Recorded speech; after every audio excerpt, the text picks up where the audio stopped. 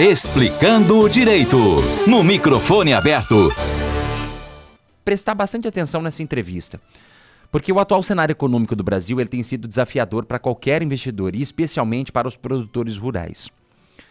Para a gente aproveitar o nosso quadro Explicando o Direito, vou falar hoje sobre o direito do agronegócio com o advogado Carlos Batalha, do escritório Lima e Pêgulo Advogados.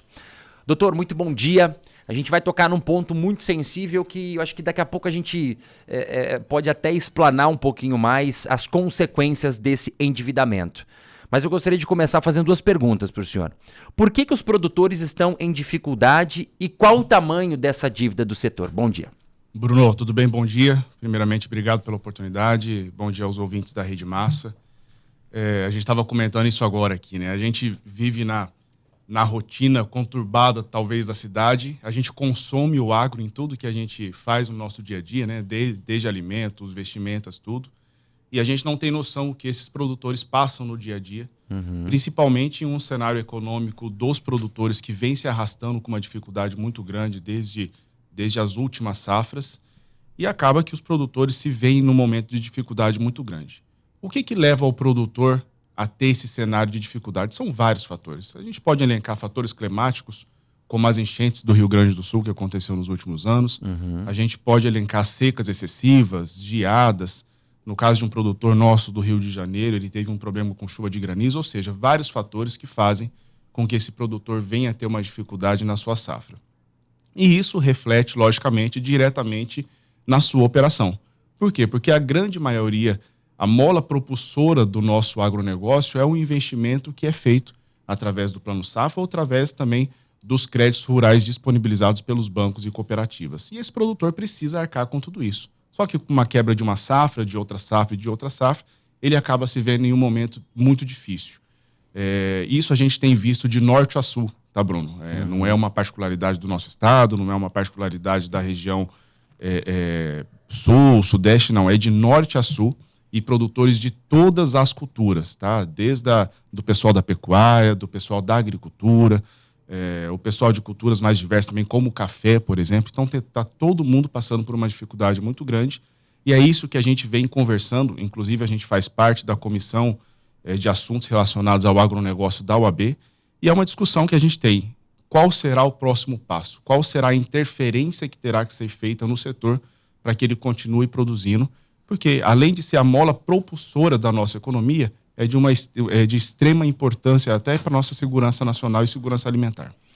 Carlos, quando a gente fala do produtor, nós falamos, as pessoas talvez pensam, é o grande produtor rural, mas isso impacta também, esse endividamento, esses eventos climáticos também impactam ali, talvez para uma quebra, para um desafio econômico, para uma situação mais apertada, os pequenos e os médios produtores? Bruno, eu acho que principalmente, né? Acho que principalmente. Esse pequeno e médio produtor, ele está ligado diretamente ao nosso dia a dia, né?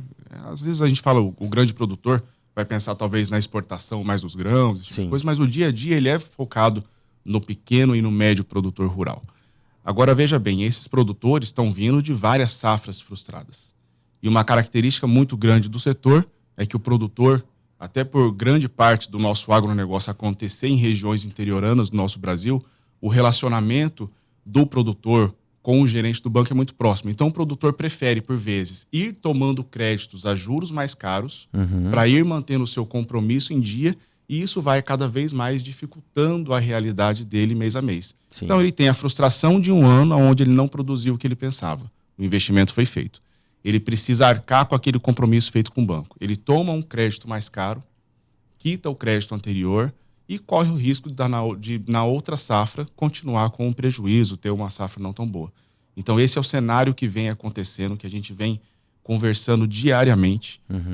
E é uma preocupação nossa, e a gente está aqui realmente para conduzir da melhor forma e fazer com que esse produtor saia desse cenário difícil.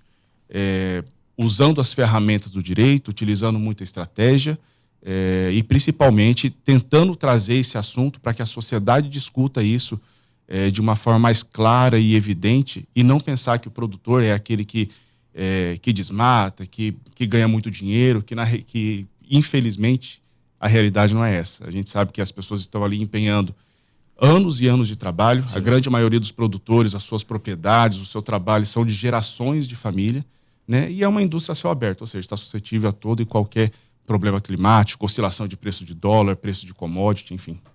Agora tem um dado que chamou bastante atenção, que traz o endividamento mesmo, trazendo um exemplo muito claro em relação aos produtores do Rio Grande do Sul, né?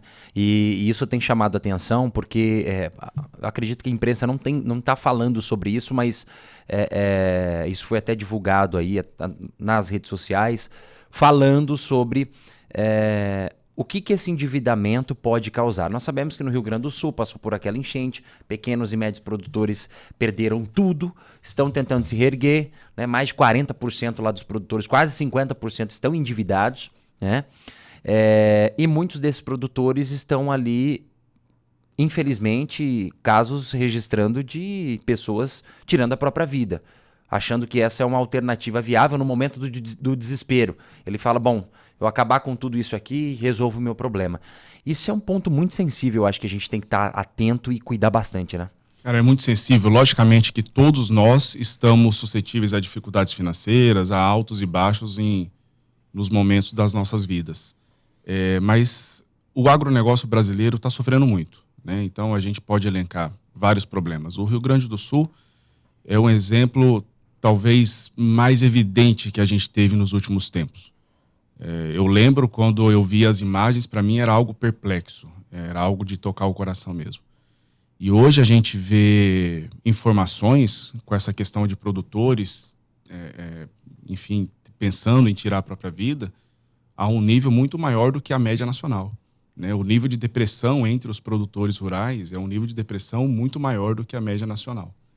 Então, a gente que convive o dia a dia com esse produtor, a gente até carrega, traz essa carga para a gente, para ajudar, logicamente, com o direito, fazer com que ele passe por essa situação, mas isso afeta principalmente o psicológico. Então, é extremamente importante que esse produtor entenda que não é uma incapacidade dele, que não é um problema dele, é um problema do agronegócio brasileiro. É um problema que vem se arrastando por vários e vários anos. Uhum. Então, esse produtor precisa, sim, manter a cabeça erguida, manter o planejamento de continuar produzindo, porque ele só vai conseguir sair dessa situação, logicamente, com todo o apoio jurídico que a classe jurídica pode dar para esse produtor, mas principalmente com seu empenho. Se esse produtor não tiver um empenho e não acreditar que ele é capaz, sim, e que o Brasil depende dele para que essa economia continue girando, para que cada pessoa continue se alimentando nesse país, é essencial que isso aconteça, né? Mas é algo extremamente preocupante e viver isso dia a dia faz com que a gente dê muito mais valor a cada produtor no país. Então, a mensagem que você pode trazer para a nossa audiência, para esse produtor, talvez que está passando por um momento difícil, delicado, que está com o seu psicológico, o seu emocional abalado, seria: tem jeito, tem mecanismos para você sair dessa situação, com o amparo jurídico, entendendo quais as melhores formas de consertar essa situação, de reajustar, mas é possível. É possível, por isso que a gente pede para que os produtores, o ideal é que todos os produtores fossem acompanhados por uma assessoria jurídica desde o início da sua atividade, né? Então, talvez antes dele tomar o crédito, que ele fosse assessorado antes. A gente sabe que isso não é possível, que essa não é a realidade. Mas sim, existem várias ferramentas que a gente consegue pensar, planejar de forma estratégica para que esse produtor saia dessa situação. Mas, mais do que isso, Bruno, é extremamente importante que essa discussão seja trazida para a sociedade realmente. Uhum. Tá? Que a gente entenda no nosso dia a dia que essa é uma realidade muito dificultosa do nosso país e que, infelizmente, por vários setores, por vários fatores políticos, econômicos, a gente vê pouca perspectiva de melhora a curto prazo. E aí até um apelo aos nossos deputados estaduais, aos nossos deputados federais, aos nossos senadores, aos nossos governadores, que levantem essa bandeira realmente, que se discuta isso com um empenho maior, né, que se discuta isso com uma clareza maior, né, de elencar ali as dificuldades e os planos que a gente possa ter para tentar solucionar todo esse problema.